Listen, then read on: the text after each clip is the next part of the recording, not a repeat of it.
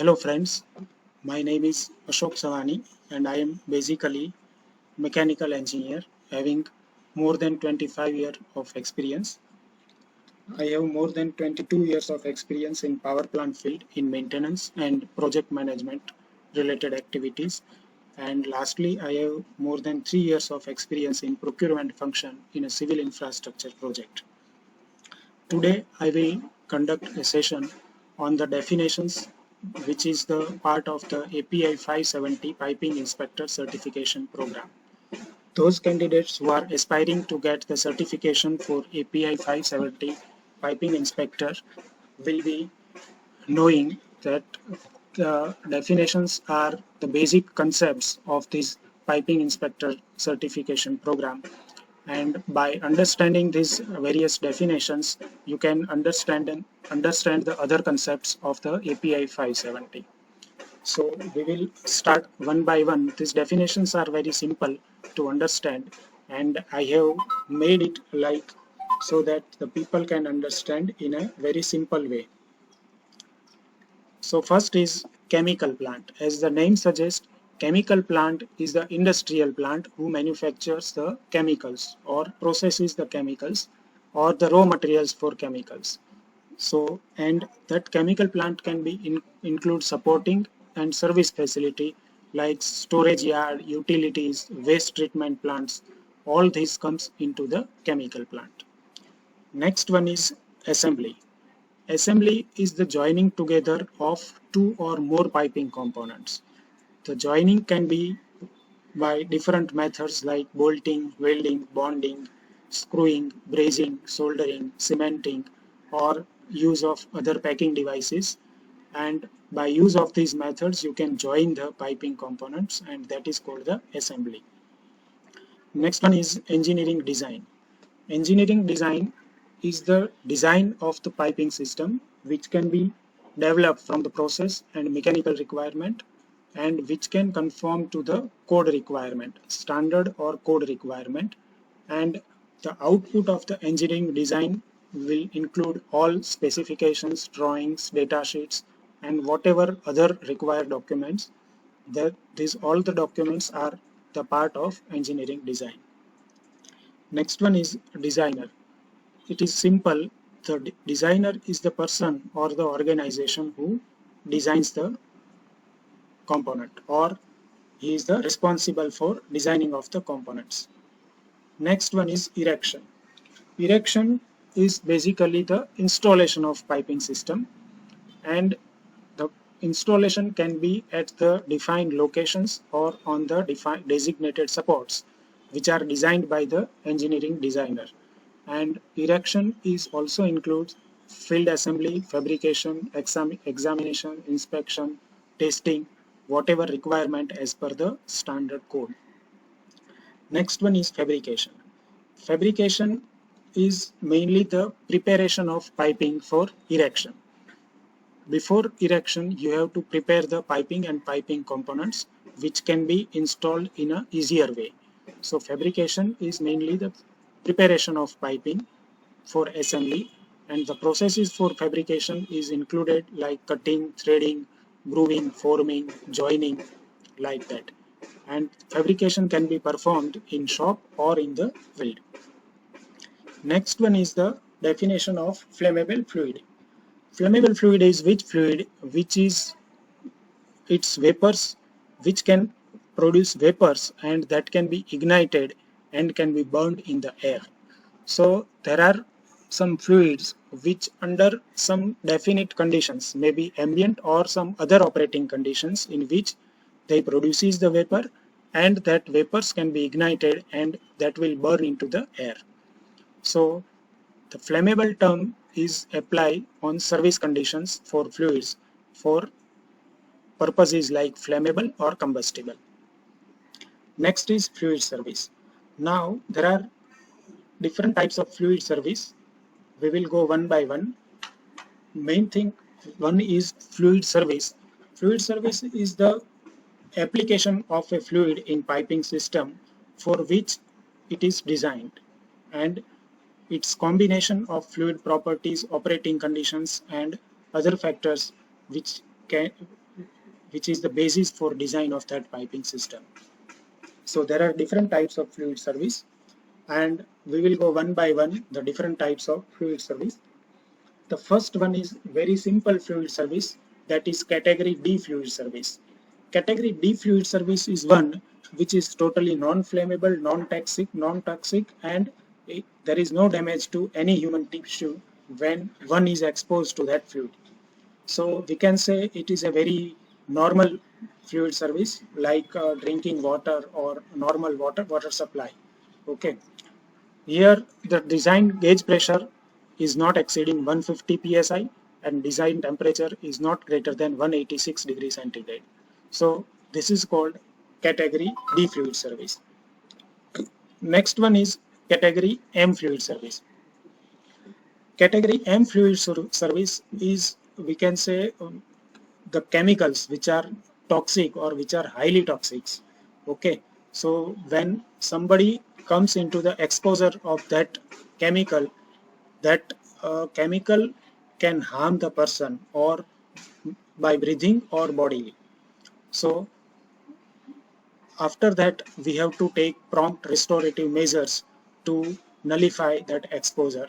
So that type of fluid service is called category M fluid service in API 570, which is, we can say, in normal words, it is toxic or highly toxic. Okay. Next one is the elevated temperature service. Now, as the name suggests, elevated temperature service, we can say it is the temperature which is higher than normal temperature. Okay.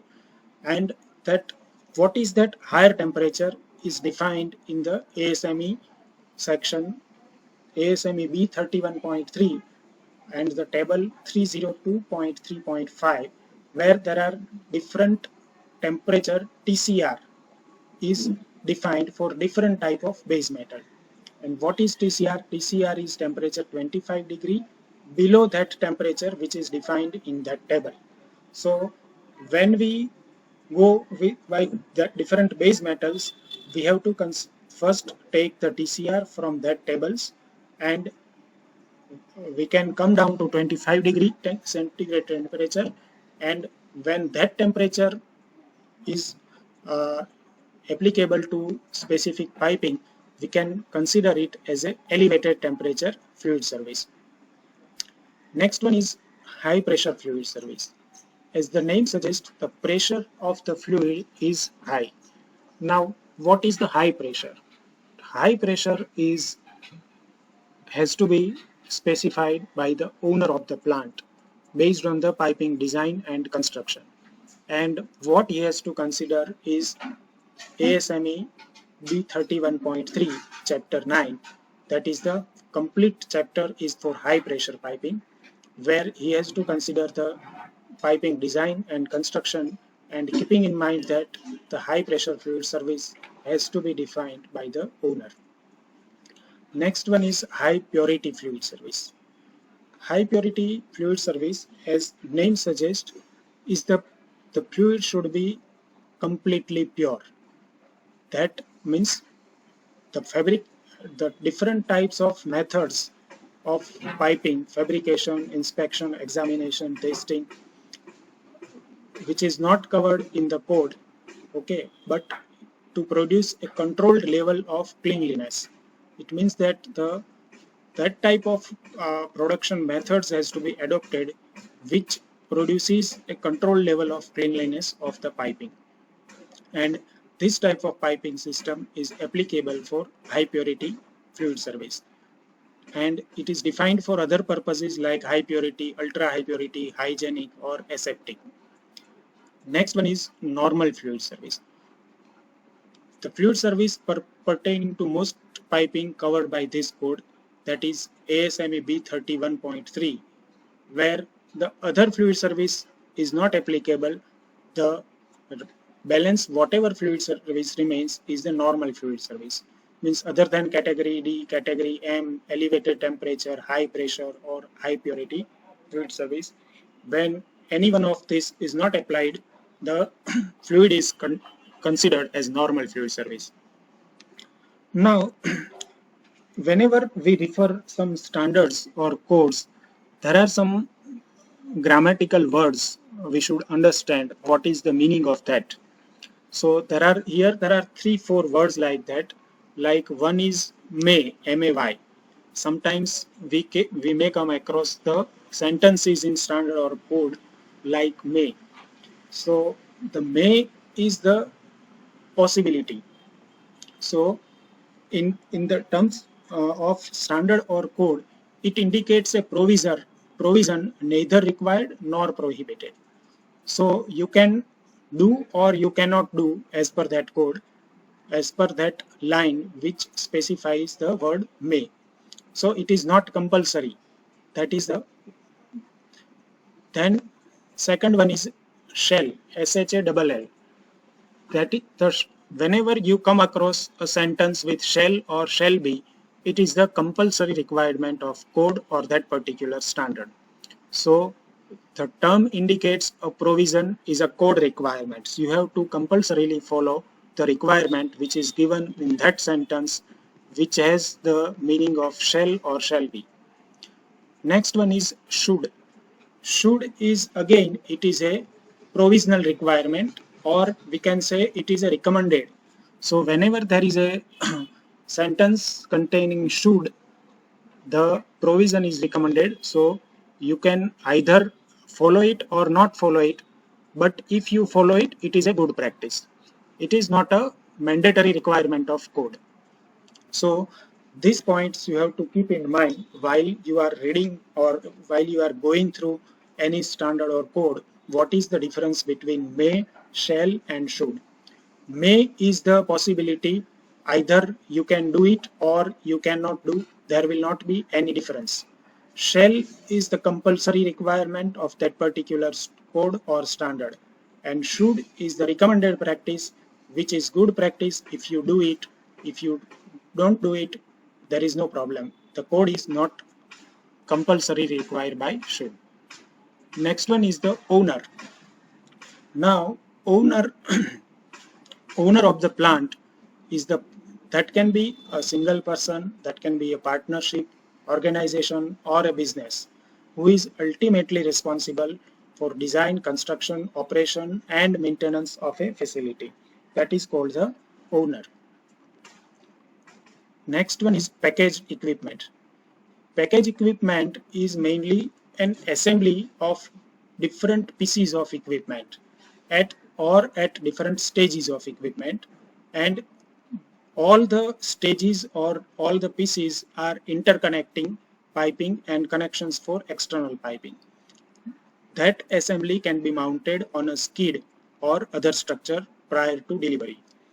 So this definition you have to remember.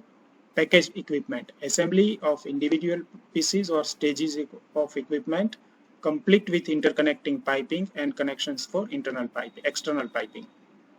And the assembly can be mounted on a skid or structure. Next one is petroleum refinery. This definition is very important because API 570 is basically related to petroleum and petrochemical plants. Petroleum refinery is one who processes or handles the petroleum and petroleum products, which can be directly derived from petroleum.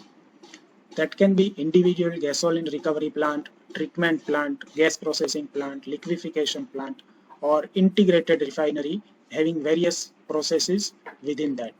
So this definition is very important related to petroleum refinery.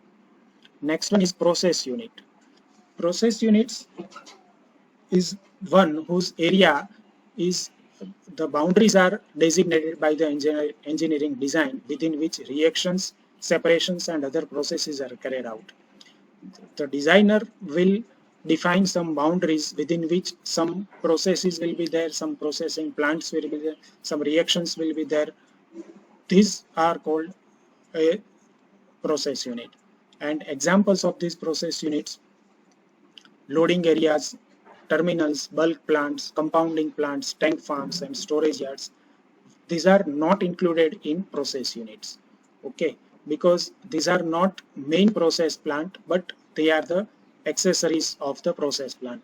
So loading areas, terminals, tank farm, storage yard, is the other than the process unit.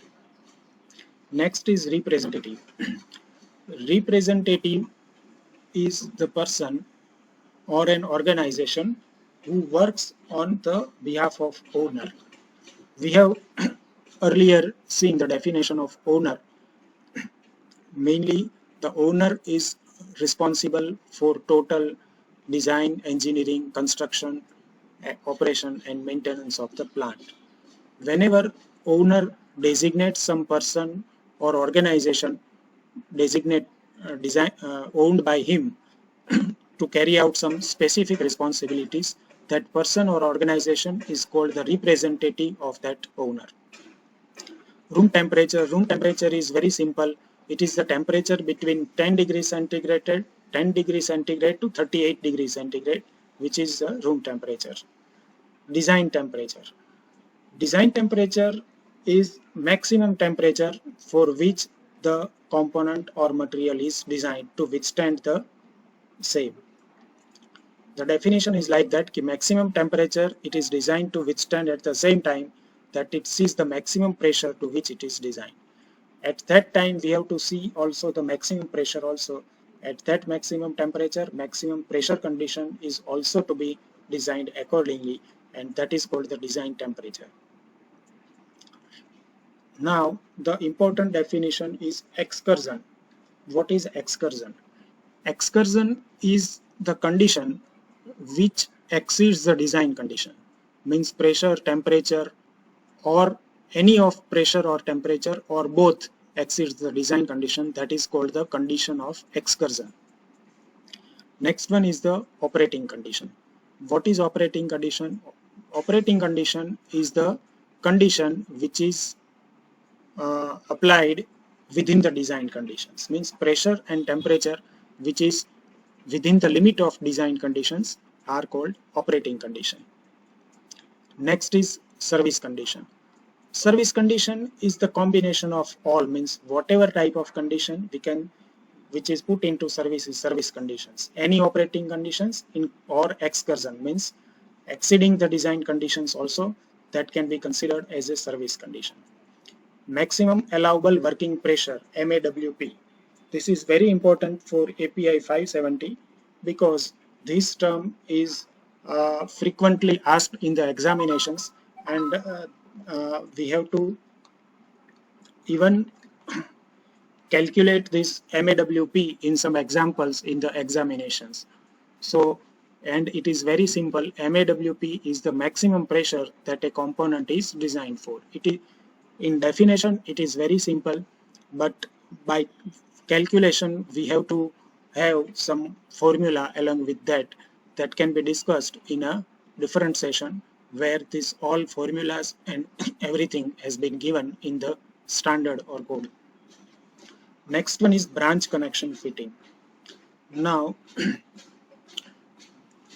we have seen that in a piping system there are different types of connections. One is the simple run single pipe which conveys the fluid from one end to another. Now in between there may be branches or there may be different type of connections. So there are different types of branch connection fittings. The definition of branch connection fitting is like that: it is the integrally reinforced fitting welded to a run pipe and connected to a branch pipe by a butt welding, socket welding, threaded flange joint.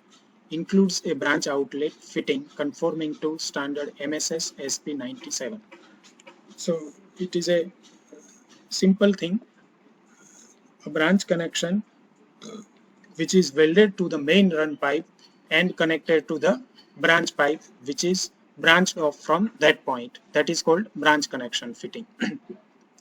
Compression type tube fittings mainly we are coming across with while installation of instrumentation. These compression type tube fittings are important. This tube fitting consists of flareless mechanical grip connection, and the parts include body, nut, and ferrule.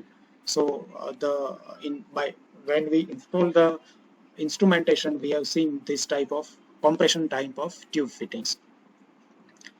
Connections for external piping.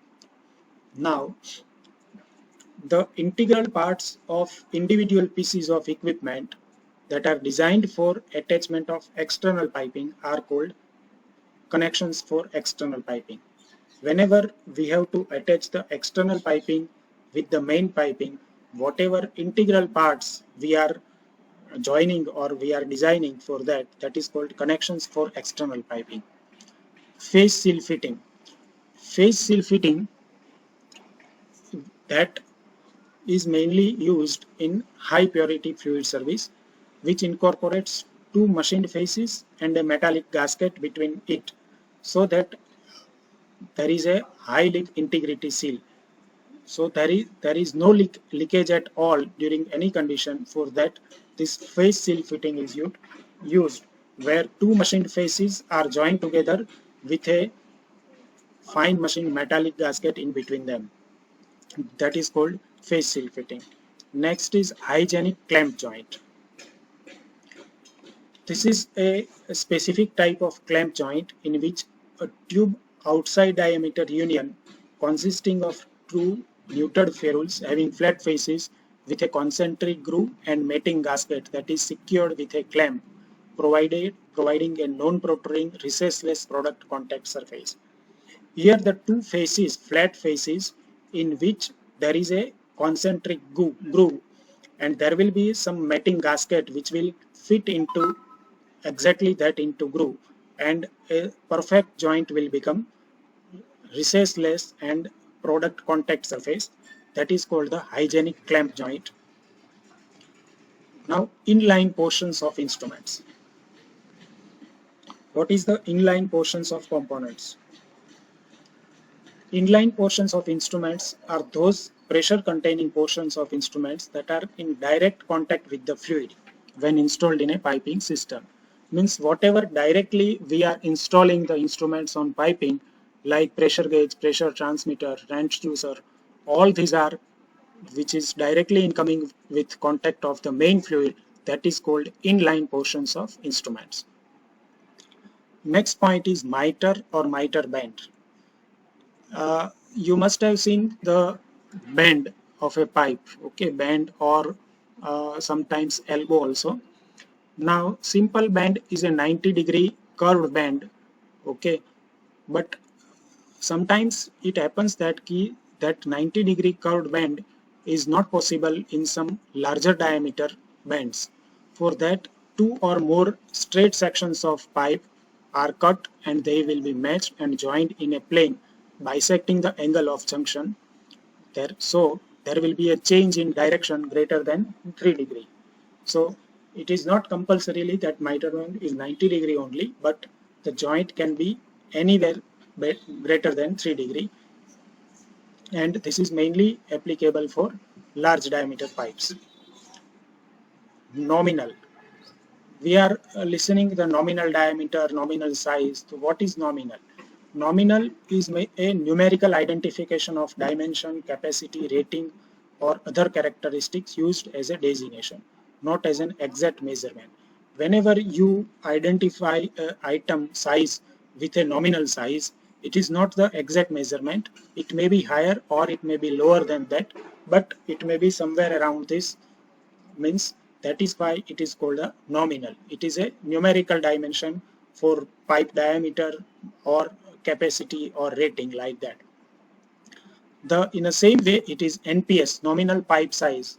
When it comes to pipe, we can say it is nominal pipe size, NPS, and it is followed by a numerical size designation number without an inch symbol. But when we refer as simple NPS, we have to consider it is in inch size. Suppose it is a 12 NPS 12, then it is the 12-inch diameter nominal pipe size. Next one is pipe. What is the definition of pipe? Now, mostly we will cover related to pipe. Now, pipe is a pressure-tight cylinder used to convey a fluid or transmit a fluid, ordinarily designated pipe in applicable material specification. Pipe is a simple type of cylinder which conveys a fluid from one end to another end. Okay. Material designated tube or tubing in the specifications are treated as pipe when intended for pressure service. In API 570, the designation tube or tubing also considered as pipe when it is intended for pressure service. Now, there are different types of pipes based on the manufacturing method. We will look at the different types of pipes based on the manufacturing method. First one is electric resistance welded pipe, or we can say it as ERW pipe. This ERW pipe is fabricated in individual lengths or in continuous lengths from coiled scalp and subsequently cut into individual lengths, having a longitudinal butt joint wherein coalescence is produced by the heat obtained from resistance of the pipe to the flow of electric current in a circuit of which the pipe is a part and by the application of pressure. Looking at this definition, we can see that key electric resistance welding is the pipe is manufactured by considering the pipe as a part of the welding method. The joint is produced by the resistance of the pipe to the flow of electric current in the circuit of which the pipe is a part. Okay, and with the application of pressure. So this joint will be the longitudinal butt joint, and we can see this joint when we exactly practically see the ERW pipe. We can see the longitudinal axial butt joint across the pipeline. Next one is continuous welded furnace butt welded pipe. This is pipe produced in continuous lengths from coiled scalp and subsequently cut into individual lengths, having its longitudinal butt joint forge welded by the mechanical pressure developed in passing the hot formed and age-heated scalp through a set of round pass welding rolls. Here the manufacturing process is different than ERW. Here it is the forming process where the pipe is formed and subsequently welded in a longitudinal butt joint. So that is called continuous welded furnace butt welded pipe. Next is electric fusion welded pipe, EFW pipe. Here the longitudinal butt joint is produced in the performed tube by manual or automatic electric arc welding. The weld may be single welded from one side or double welded from inside and outside, and may be made with or without the addition of filler metal. When we manufacture a pipe with a manual or automatic electric arc welding, that pipe is considered as electric fusion welded pipe. If the pipe diameter is very small, we can do the welding from one side only, outside, and if the pipe diameter is large, we can do the welding from both sides, and this welding can be done with or without addition of filler metal. Next one is double submerged arc welded pipe. Here the longitudinal butt joint of pipe is produced by at least two passes, one of which is on the inside of the pipe. It is compulsory that you have to do the welding in at least one pass inside of the pipe and other passes outside, so that complete joint is prepared uniformly. Coalescence is produced by heating with an electric arc or arcs between the bare metal electrode or electrodes and the work. The same, it is a submerged arc welding process in which arc is produced between electrode and the pipe. The welding is shielded by a blanket of granular fusible material on the work. Pressure is not used and filler metal for the inside and outside weld is obtained from the electrode or electrodes. So this is the double submerged arc welded seamless pipe. Seamless pipe is without, the pipe can be seen without any joint or seam. That is why it is called seamless pipe. Pipe produced by piercing a billet followed by rolling or drawing or both. That is called seamless pipe. You have to pierce a billet with followed by rolling or drawing process. Next one is spiral helical seam welded pipe. Pipe having a helical seam with a butt, lap or lock seam joint that is welded using an electric resistance electric fusion double submerged arc welding process. Here the pipe will be manufactured with a helical seam across the pipe from one end to another end, and the process can be like ERW, EFW or double submerged arc welding, that is called helical seam welded pipe. Now we are coming to pipe supporting elements. So there are two types of pipe supporting elements. One is fixture and other is structural attachments. So what are the fixtures and what are the structural attachments? Fixture is the element which transfers the loads from pipe or structural attachment to the supporting structure or equipment. Suppose one pipe has to be installed on a pipe rack. Okay, so there will be some element between the pipe rack and pipe, which is the interconnecting between the pipe rack and pipe, that is called fixture. And the fixtures can be hanging type fixtures like rods, hanger rods, spring hangers, counterweights, turnbuckles, struts, guides, anchors, then saddles, rollers, brackets, sliding supports. All types of these elements are transfer the load from pipe or structural attachment to supporting structure, that is called the fixture. Next one is structural attachments. That structural attachments are those elements that are welded, bolted or clamped to the pipe, such as clips, lugs, rings, clamps, clavices, straps or skirts. We can say that the structural attachments are the attachments which attach the fixtures to the piping, like clamps and all these things. That is called structural attachments. Next one is the piping. What is the definition of piping? Piping is basically assembly of piping components used to convey, distribute, mix, separate, discharge, meter, control fluid flows.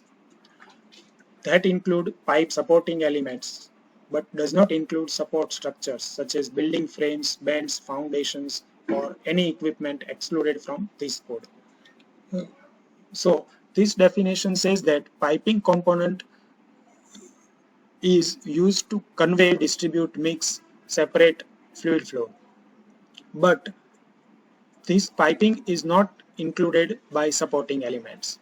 Okay, like supporting structure, building frames, foundations, etc. Next one is piping components. What are the piping components? Piping components is basically for joining or assembly into pressure tight fluid containing piping system. That include pipe itself, tubing, fitting, flanges, gasket, boltings, valves, devices, expansion joints, flexible joints, pressure hoses, traps, strainers, inline portions of instruments and separators. Means all the components which are directly part of the piping system, those all are called piping components. Next one is piping elements. Piping elements is the material or work required to plan and install a piping system. Okay, so this includes even design stage also, design specification, then material, component, supports, fabrication, examination, inspection, testing. So from design stage to final inspection and testing stage, whatever materials or whatever processes we can come across, that is called piping elements.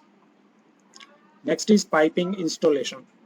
Piping installation is the designed piping system to which a selected code addition and addenda apply. For a specific piping, we have designed that piping according to a standard or code, and accordingly we have designed that piping system, and it is with their latest addition and addendum, and that is called the piping installation system. Next is piping subassembly. That piping subassembly is the portion of piping, small portion or larger portion of piping that consists of one or more piping components. Now what is piping component? Piping component, we have seen that it is pipe, tubing, expansion joint, valve, everything. So the portion of whole piping system, large portion or small portion, that is called piping subassembly. Now piping system. Piping system is interconnected piping subject to same set or sets of design condition.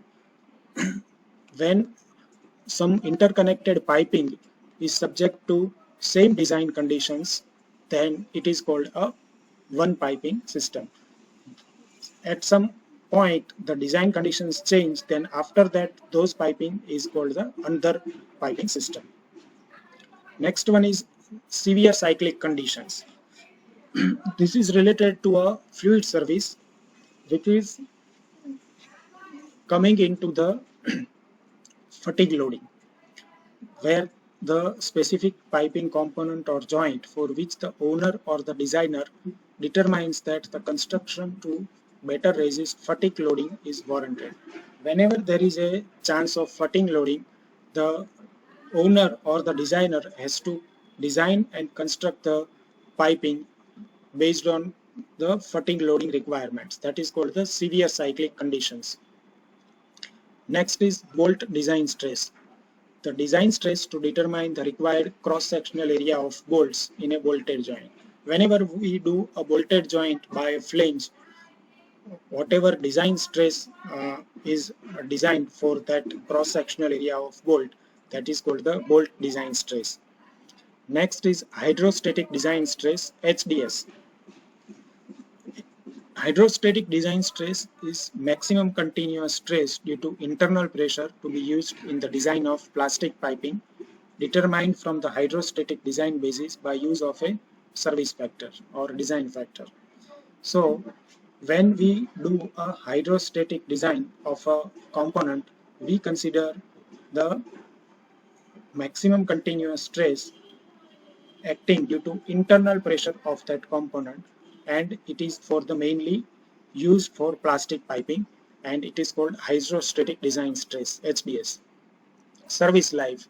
Service life is life assigned to piping system for design purposes in hours. Whenever we design a piping system, we design with some life assigned to a piping system in hours. That is called a service life of that piping system. In different calculations of this API 570, there will be one question also related to service life, which we can take into a separate session. Next one is alteration. What is alteration? Alteration is basically a change that is taking place in piping system or component outside its usual design criteria. So whenever there is a change in piping system other than its specified design criteria, it is called alteration. This means moving outside the design parameters of its design code. When we go beyond the design parameters of its design code, we can say that we have altered the piping system or we have changed the piping system. Next one is primary piping. Primary piping is main piping, which is the nominal pipe size of 2 inch or greater. That is called main piping system, and this is not normally isolated, and it is mainly basically continuously in within the process fluid application, and it is essential part of the process circuit. This is the primary piping. Secondary process piping. Secondary process piping is less than or equal to nominal size of 2 inch pipe, and it is mainly situated downstream to isolation valves of main piping, and these isolation valves remain normally closed during normal operation of the primary piping. This is called secondary process piping. Next one is small bore piping. Small bore piping, again it is less than or equal to nominal size 2 inch pipe, and it may not be locations that are normally isolated. So the difference between secondary process piping and small bore piping is that secondary process piping is normally isolated and it is downstream of isolation valves, whereas small bore piping is not normally isolated, but the size criteria remains same for both the piping, secondary and small bore. Next one is auxiliary piping. Auxiliary piping is combination of small bore piping and secondary process piping. Okay, it is fulfills the definition of both small bore and secondary piping. That is, they are less than or equal to nominal size 2 inch and are normally isolated. Drains and vent lines are examples.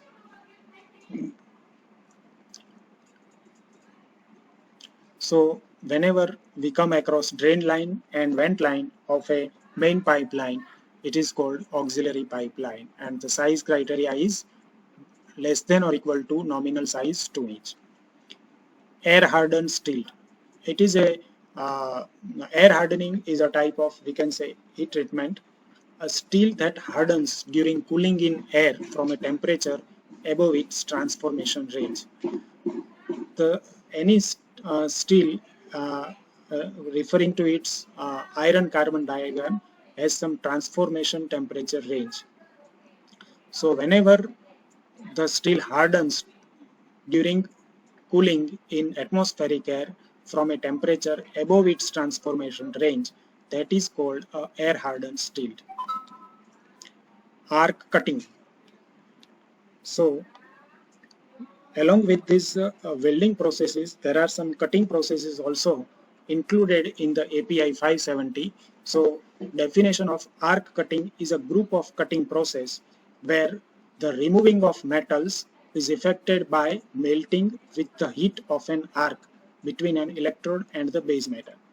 It is the opposite of the arc welding.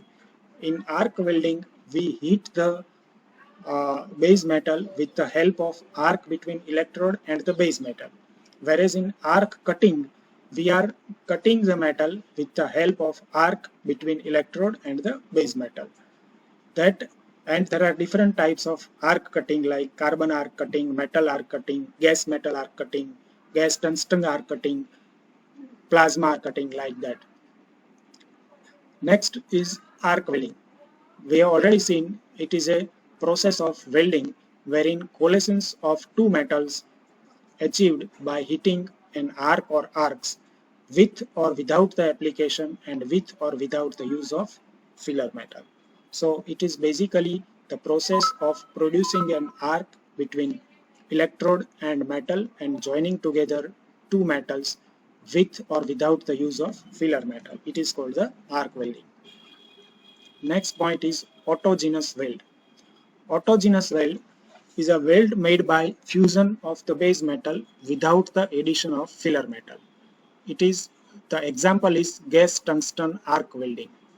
So whenever we joined two base metals with the fusion of base metal, but we don't require any filler metal, then it is called a autogenous weld. Next one is automatic welding. Automatic welding is the welding process in which the equipment that performs the welding without adjustment of the controls by an operator. The equipment may or may not perform the loading and unloading of the work. So the operator has just to load or unload the work, and all other process of welding is done automatically with the help of technology that is called automatic welding. Backing ring. Backing ring is used in the welding of root pass mainly, where material in the form of a ring used to support molten weld metal. Whenever we weld a pipe, we use a small ring inside the pipe, and it is below the root pass, where first pass, when we weld first pass, the ring can support the molten weld metal. That is called the backing ring. Base material. It is very simple. Base material is the main material which is to be welded or brazed or whatever process we are doing there. Now bonded joint. Bonded joint are mainly joints which are made on non-metallic piping. Okay, so there are different types of bonded joints like adhesive joint. We use some adhesive to be joined the faces of two pipe ends, that is called adhesive joint. Then butt and wrapped joint. The joint is made by butting together joint surfaces and wrapping the joint with plies of reinforced fabric saturated with resin, like FRP or GRP, like that. That is the butt and wrap joint. Heat fusion joint, wherein the joint is achieved by hitting the both surfaces and pressing them together to achieve the fusion. Hot gas welded joint, where hitting the surfaces and a filler metal with a stream of hot inert gas is achieved, and then pressing the surface together and applying the filler metal to achieve fusion, that is called hot gas welded joint. Solvent cemented joint. Here a joint is achieved by using a solvent cement to soften the surfaces to be joined or ends to be joined, and then pressing them together, and we can achieve the fine joint. Electrofusion joint, a joint made by hitting the surfaces by use of electric resistance wire coil, and that remains embedded in the joint. So it is a electrofusion. So these are the different bonded joints which are useful for non-metallic piping. Bonder. The bonder is the person who performs a manual or semi-automatic bonding operation. We can say the bonding, whoever carries out this bonded joint is called bonder. Like a welder, whoever performs the welding operation, it is called welder.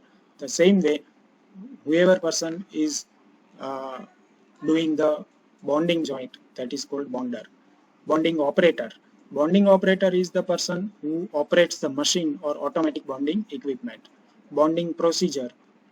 The detailed method or practice for production of a bonded joint is called bonding procedure. Bonding procedure specification. BPS. It is like a WPS. That the BPS is a document that lists the parameters to be used in the construction of a bonded joint. Which parameters you are considering, like what is the base material, what is the procedure of bonding joint, and all other parameters that is specifically given in ASME B31.3. Next one is butt joint. Butt joint is the joint between two members aligned approximately in the same plane. I think most people will be knowing that butt joint, it is the, we can say it is the simple joint of pipeline, and it is the perpendicular to the main axis of the pipeline, that is called the butt joint. Consumable insert. Whenever we are doing a welding, we use the filler metal that is completely fused into the root of the joint and becomes part of the weld. So this filler metal is called consumable insert. Face of weld. The exposed surface of a weld on the side from which the welding was done. It is simple. When we weld a pipe joint, the two faces which are to be joined together, that face is called the face of weld. Filler material, it is simple. The material to be added in making metallic or non-metallic joints. Fillet weld. Fillet weld is a weld in which the joint is in the form of right angle. That can be a lap joint or T-joint or corner joint. Weld of approximately triangular cross section joining two surfaces approximately at right angles to each other. So that type of joint is called fillet weld. Full fillet weld. A fillet weld whose size is equal to the thickness of the thinner member joint. The fillet weld size is exactly the thickness of the thinner member to be joined, that is called full fillet weld. Next is fusion. Fusion is the melting together of filler material and base material, or of base material only, that results in coalescence. When we perform the welding, the base material, and if filler material is used, then the melting takes place of base material and filler material, and ultimately after melting, the both components are joined together through welding, that is called fusion. Now there are different types of welding processes. So we come across gas metal arc welding, GMAW. What is GMAW? Actually in API 570 there are mainly 4 processes we have to learn, and we have to keep in mind that 4 processes are the in the main syllabus of API 570. One is GMAW, GTAW, SMAW, and SAW. We will come across one by one. So GMAW, here comes the GMAW. It is an arc welding process in which the joining of metals or coalescence is produced by heating them with an arc between a continuous filler metal, consumable electrode, and the work. So the thing you have to keep in mind is in GMAW, consumable electrode or filler metal is used along with the main work. Shielding is obtained entirely from an externally supplied gas or gas mixture. During the welding, shielding is obtained from an externally supplied inert gas. Some variations of this process are called MIG or CO2 welding. Short form of GMAW is MIG, metal inert gas welding. So you have to keep in mind in such a fashion that GMAW is the process in which filler metal consumable electrode is used and shielding is obtained from an externally supplied gas, that is called GMAW. Now comes the GTAW. GTAW is the process in which coalescence of metal is achieved by heating them with an arc between a single tungsten non-consumable electrode and the work. So you have to keep in mind the difference between GMAW and GTAW. We have seen that in GMAW, the filler metal consumable electrode is used and is the part of the welded joint. Whereas in GTAW, tungsten electrode is used, but it is non-consumable. And shielding is obtained from a gas or gas mixture. Pressure may or may not be used, and filler metal may or may not be used. And the other name of this GTAW is TIG welding, tungsten inert gas welding, TIG, TIG welding. So the welding process uses single tungsten electrode which is non-consumable and shielding is obtained from gas. So this is the difference between GMAW and GTAW. Okay. Next is gas welding. Gas welding is the process of welding where coalescence is produced by heating with a gas. Okay, so there will not be any application of pressure or may not be use of filler metal. With or without the use of filler metal, you can simply heat the two ends of the joint, get it melted and joined together. That is called gas welding.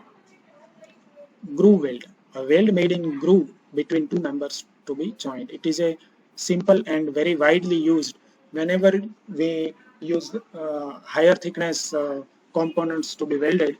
We prepare a V groove or U groove or J groove, double V groove, double J groove, like that.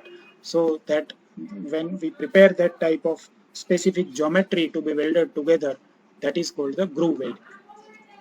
Now, related to heat treatment of pipe and pipe welding. So the definition for heat affected zone, HAZ. HAZ is the portion of the base material which is not melted but whose mechanical properties have been altered by the heat of welding. So this is very important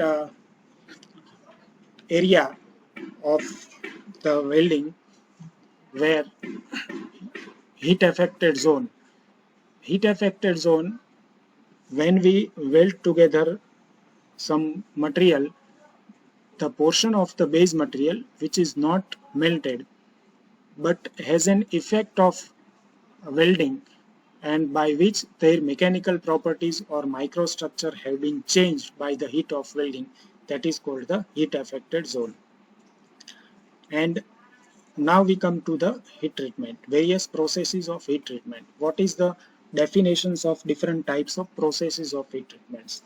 So first one is annealing. What is annealing? Annealing is heating and holding at a suitable temperature above the transformation temperature range, followed by slow cooling to well below the transformation temperature range. So when we heat a component or piping or weld joint and hold at a suitable temperature above the transformation temperature range of that metal, and we uh, carry out the slow cooling, that is controlled cooling, at the rate specified by the heat treatment process below the transformation temperature range, that is called annealing. Next one is normalizing. Normalizing is heating a ferrous metal to a temperature above the transformation temperature range, followed by cooling in room temperature still air to well below the transformation temperature range. So just see the difference between annealing and normalizing. Annealing is heating and holding suitable temperature above transformation temperature range. Okay, but followed by slow cooling to well below the transformation temperature range. Whereas in normalizing, the heating is the same above the temperature transformation range, but followed by cooling in room temperature still air to well below the transformation temperature range. Means we can say that it is the normal atmospheric cooling in normalizing. Quenching. Quenching is when used as a part of heat treatment operation, a rapid cooling process that results in microstructural stabilization or changes in material properties that would not have occurred without rapid cooling. Quenching, we can say, once we heated the metal or material up to a required temperature for heat treatment operation, and then we quenched in a cold water or normal water, that is called the rapid cooling process, that can result in microstructural stabilization or changes in material properties. Without rapid cooling that cannot be done. That is why that process is called quenching. It is a specific process in which rapid cooling is done. Recommended or required heat treatment. The application of heat to a metal section subsequent to cutting, forming or welding operation. Here, recommended or required heat treatment means the application of heat to a section of welding or pipe after the main welding operation or cutting to get the homogeneous microstructure. Next one is solution heat treatment. Heating an alloy to a suitable temperature, holding at that temperature long enough to allow one or more constituents to enter into solid solution, and then cooling rapidly enough to hold the constituents in solution. So solution heat treatment is basically heat treatment used for alloy steel, where that alloy steel is heated at a suitable temperature, and we have to hold at that temperature long enough so that the constituents can enter into solid solution of that metal, and then we have to cool it rapidly so that the constituents in solution can be held. That is the solution heat treatment. Stress relief. Uniform heating of a structure or portion thereof to a sufficient temperature below the transformation temperature range to relieve the major portion of residual stresses, followed by uniform cooling slowly enough to minimize development of new residual stresses. So here is the definition of stress relief. Uniform heating of a structure and sufficient temperature below the transformation temperature range so that the major portion of residual stresses can be relieved, and then it can be followed by uniform cooling, control cooling slowly to minimize the development of new residual stresses, that is called stress relief. Tempering. Reheating a hardened metal to a temperature below the transformation range to improve the toughness. Tempering is mainly used for the improvement of toughness, and it is reheating a hardened metal to a temperature below the transformation range. So we can say it is a secondary heat treatment process. Transformation range, the temperature range over which a phase change occurs. This temperature range will be different for different materials based on the phase changes. Transformation temperature, the temperature at which a phase change begins or ends. There is a transformation range for each and every metal, and that transformation range, one is at lower when the transformation starts and other is ends. That is the transformation temperature. In metals, phase changes can be solid state changes. So these all were related to heat treatment processes. Now next comes to joint design. Whenever we do a weld joint, we have to specify some geometry of weld joint like V groove or U groove or J groove. So that geometry is called the joint design with the required dimensions of the welded joint.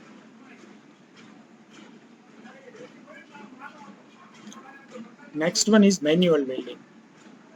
It is a simple item when the welding operation is performed by hand or by manual. It is called manual welding.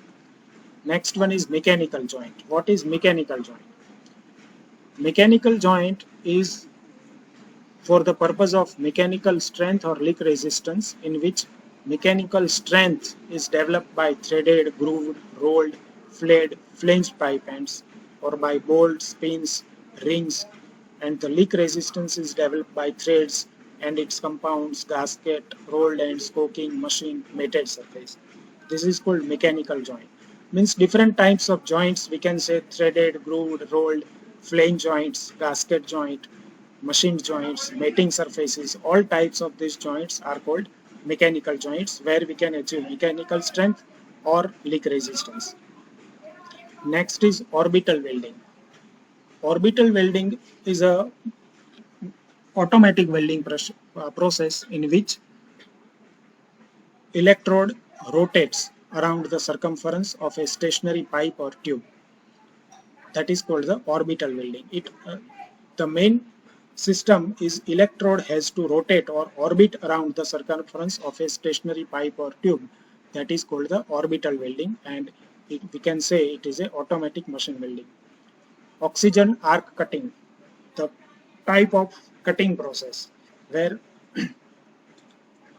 it uses an arc between the workpiece and a consumable electrode through which oxygen is directed to the workpiece. For oxidation resistant metals, a chemical flux or metal powder is used to facilitate the reaction. So here the cutting is achieved by producing an arc through oxygen and is directly pointed to the workpiece or pipe or the plate to be cut. That is called the oxygen arc cutting. We can simply say it is the arc produced with the help of oxygen. Next is oxygen cutting, a group of thermal cutting processes that removes metal by means of the chemical reaction between oxygen and the base metal at elevated temperature. The necessary temperature is maintained by the heat from an arc, an oxy-fuel gas flame or other source. It is almost the same as oxygen cutting, oxygen arc cutting, but in oxygen arc cutting we have to produce the arc with the help of oxygen, whereas in oxygen cutting we can achieve it by means of chemical reaction between oxygen and base metal at elevated temperature. Oxygen gauging. Oxygen gauging is a oxygen cutting process to form a bevel or groove. When we want to prepare a bevel or groove with the help of oxygen cutting process, it is called oxygen gauging. Next is plasma arc cutting, PAC. Plasma arc cutting process is a constricted arc and removes molten metal with a high velocity jet of ionized gas issuing from the constricting orifice. This is a fine arc cutting process used for precision equipment, and that uses a constricted arc, that is a very precise arc, and removes the metal with a high velocity jet of ionized gas from a orifice. That is called plasma arc cutting. Preheating. It is the simple term application of heat to the base metal before or during forming, welding or cutting process. Here please see that it is before or during the process, means before welding, when we heat the welded joint, it is called preheating. And even during a welding joint also, when one pass is completed before start of second pass, when we heat the weld joint, it is also called a preheating. Next is procedure qualification record. Now there are three terms related to qualification of welder for the welding. One is WPS, welding procedure specification, another is PQR, procedure qualification record, and third is WPQ, welding procedure qualification, welding performance qualification. So here the term is procedure qualification record. So the document listing all pertinent data, including essential variables employed and the test results used in qualifying the procedure specification. After completion of weld joint, we record the all essential variables into a standard format of document with the test results, that is called the PQR, procedure qualification record. Now here one term is there, essential variables. So what is essential variables? So there are in welding there are three different types of variables: essential variables, non-essential variables. So in the process of preparing WPS, welding procedure specifications, we have to list the essential variables as well as non-essential variables. Essential variables are those variables which, if we change one variable, then whole welding process is affected. That is called essential variable. Suppose we take the thickness of the material. Based on the thickness, one WPS is prepared, and if we change the thickness by 2 mm or 5 mm, the whole WPS has to be changed. That is called the essential variable. So this is related to PQR, procedure qualification record. Root opening. Root opening is the separation between the members to be joined at the root of the joint. When we prepare a geometry of the welding joint, whatever the opening at the root of the joint, that is called root opening. Seal bond. Seal bond is primarily to provide joint tightness against leakage in non-metallic piping. In non-metallic piping, it is used and it is for the leak tightness. Seal weld. Seal weld is joint tightness against leakage in metallic piping. Seal bond is in non-metallic piping and seal weld is in metallic piping. Both are for leakage tightness. Next one is semi-automatic arc welding. Semi-automatic arc welding is in which arc welding that controls only the filler metal feed. The advance of the welding is manually controlled. So some part of the welding is manual and some is automatic. That is called semi-automatic arc welding. Shielded metal arc welding, SMAW. It is we have earlier discussed that there are 4 processes which are compulsory, has to be learned in API 570. GTAW and GMAW we have already discussed. Now comes other 2 processes, SMAW and SAW. SMAW is the process in which joint is achieved by heating with an arc between a covered metal electrode and the workpiece. Shielding is obtained from decomposition of the electrode covering. Pressure is not used and filler metal is obtained from the electrode.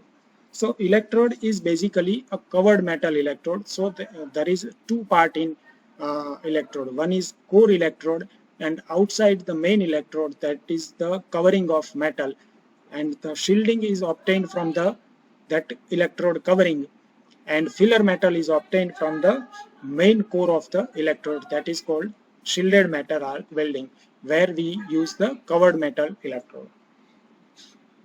Next is submerged arc welding. Now this SMAW, we can consider it as the most used welding method in most of the applications out of the 4. Next one is submerged arc welding, SAW.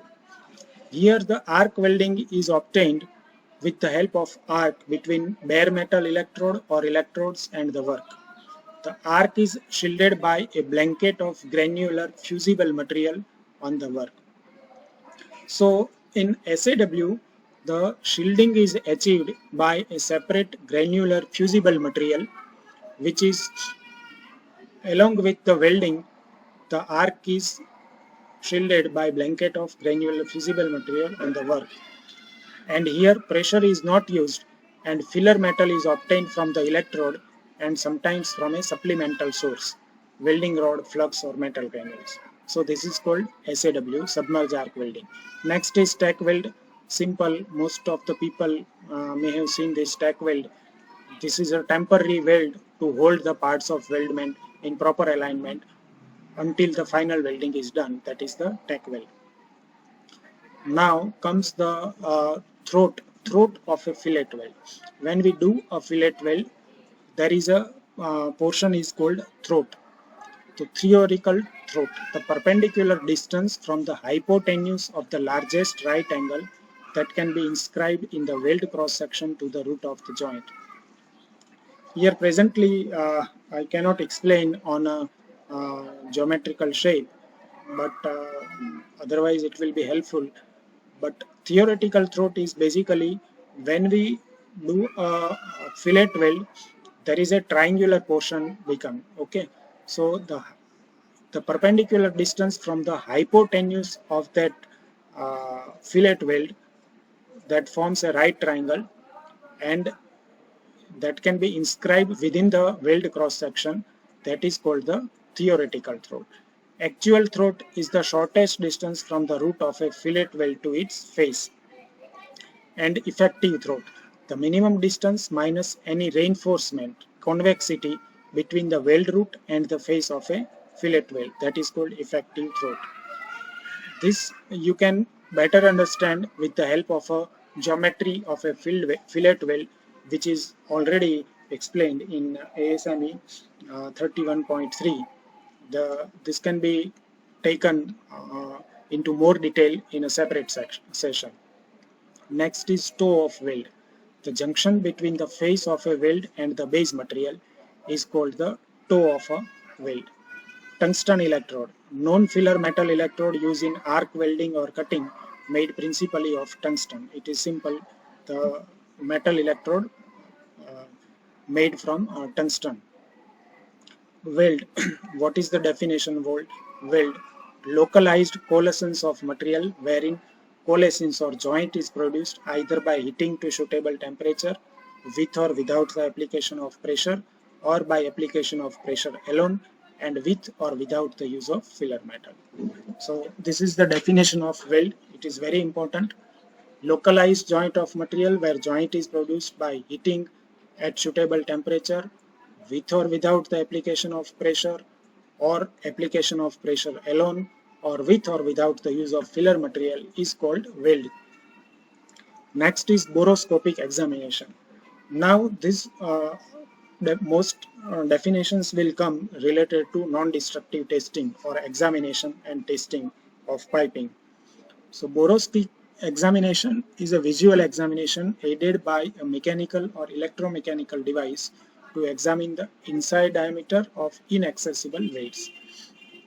When we cannot do the visual examination of a component visually inside or inaccessible point, at that time the equipment or instrument called borescope is used.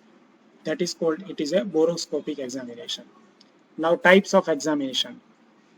There are 4 types of main examination: 100% examination, random examination, spot examination, and random spot examination. We will discuss all these examinations afterwards. Next is linear indication. These all definitions are related to non-destructive testing. Okay, so linear indication is in a non-destructive examination is an indication having a length greater than 3 times its width. So whenever we come across an indication through non-destructive examination method, either it may be visual or LPT or MPT or UT or RT, whenever an indication has a length greater than 3 times its width, then it is called a linear indication. Next comes rounded indication. Rounded indication is opposite to linear indication, wherein its length is equal to or less than 3 times in width. And these indications may be circular, elliptical, conical, or irregular in shape, like that. So basically there are two types of indications: linear indication and rounded indication. These are very important definitions, and uh, there are chances that these types of definitions can be asked in the examinations. Next is readily accessible visual examination. What is it? Is mainly the definition of visual examination. So when we see any component of a distance not more than 600 mm and at an angle of not less than 30 degree of the surface, then it is called a visual examination, or we can say readily accessible component for the examination. Distance of not more than 600 mm and an angle of not less than 30 degree to the surface. When we examine the component by our eyes, then it is called the visual examination. Now this is related to defect slag inclusion. Non-metallic solid material entrapped in weld metal or between weld metal and base metal. Whenever we carry out a welding, if there is some non-metallic solid material gets entrapped within the weld metal or between weld metal and base metal, then it is a defect called slag inclusion. Undercut. A groove melted into the base material adjacent to the toe or root of a weld and left unfilled by weld material. When we carry out a weld joint, if there is a groove adjacent to base material to the toe or root of a weld metal, and if it is left unfilled by weld material, then it is called undercut. Next is 100% examination. 100% examination is the complete examination of a item in designated lot of piping. One lot of piping is considered to be 100% examined if all the parts, all the components are examined through the material.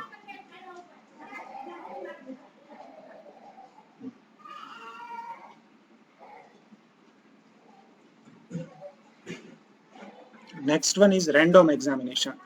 Random examination is some percentage of a specified item in a designated lot of piping. So here difference between 100% examination and random examination. 100% examination is complete examination of a lot of piping, and random examination is some specified percentage of the lot of piping. Spot examination. Spot examination is specified partial examination of specified kind of item in designated lot of piping, that is part of the length of all shop fabricated weld in a lot of jacketed piping. Here the specific spot admission is the some specified length or some specified length of pipe or length of weld has to be specified. That is called the spot examination. Random spot examination. A specified partial examination of a percentage of a specified kind of item in a designated lot of piping. So random spot examination is the combination of random examination as well as spot examination. Percentage as well as specified partial examination of a lot, that is called random spot examination. Now there is a specific note written here कि random or spot examination will not ensure a fabrication product of a prescribed quality level throughout. Items not examined in a lot of piping represented by such examination may contain defects that further examination could disclose. Specifically, if all radiography disclosable weld defects must be eliminated from a lot of piping, 100% radio must be specified. So specifically they want to say that random or spot examination will not ensure soundproof examination technique. You have to consider 100% 100% examination, or you have to specify some specific examination methods for the soundness of that particular piping of material. Visual inspection. Visual examination is the direct observation with the help of our eyes, external and internal portions of components, joints, other piping elements, readily accessible. Okay, and that can be done. Visual examination can be done during or after manufacturing, fabrication, assembly, erection, and lastly, examination or testing. In-process examination. In-process examination are the steps which contains starting from joint preparation and cleanliness to final appearance of the finished joint. All the steps coming in between, that is called in-process examination, and each and every step we have to examine, that is called in-process examination. First we have to examine joint preparation and cleanliness, then preheating, fit up, joint clearance, alignment, then variables specified by joint procedure, filler material, what are the welding electrodes, welding position, that is considered, then condition of the root pass after cleaning, external, internal, liquid penetrant or MPT, whatever specified in the design, slag removal and weld condition between passes, and final appearance of finished joint. So all these steps are called in-process examination, whereas we complete whole process for examination. Defect is very simple, and in fact imperfection that exceeds some code acceptable criteria or several criteria. Now, when we define the defect, it is a imperfection that exceeds some acceptable criteria. Okay, so every standard and code has some criteria given for defect. If that criteria is exceeded, then it is called defect. So here we come to the end of this session on definitions. Okay, I hope that you will be enjoyed with these sessions, and I will be thankful if you can get some good knowledge from this session. Now I will expect from you 2-3 things after this session viewed by you. Most important is feedback. Please send me your feedback through my email ID or my WhatsApp number. My email ID is ashok.savani, ashok.savani@yahoo.co.in, and my WhatsApp number is 972-772-4536. Again, 972-772-4536. So I request all of you to send me your feedback on this session, because this session is conducted by me first time, and I want your frank feedback whether the session is helpful for you or not. What are the improvements to be made in this type of sessions? The language used by me in this session was totally in English, and what type of future sessions in which language is to be considered, English or Hindi, or is it's a mix of English or Hindi, that type of feedback you tell me. And other thing is what type of topics you want to cover in next sessions related to API 570 or ASME, that also you tell me, so that I can prepare accordingly my next sessions. Okay, so मैं आशा करता हूँ कि आप सबको ये session अच्छा लगा होगा, और आपका फीडबैक के लिए मैं वेट करूँगा, एंड बेस्ड ऑन दैट हम आगे चलेंगे. ठीक है, okay, thank you all, thank you very much.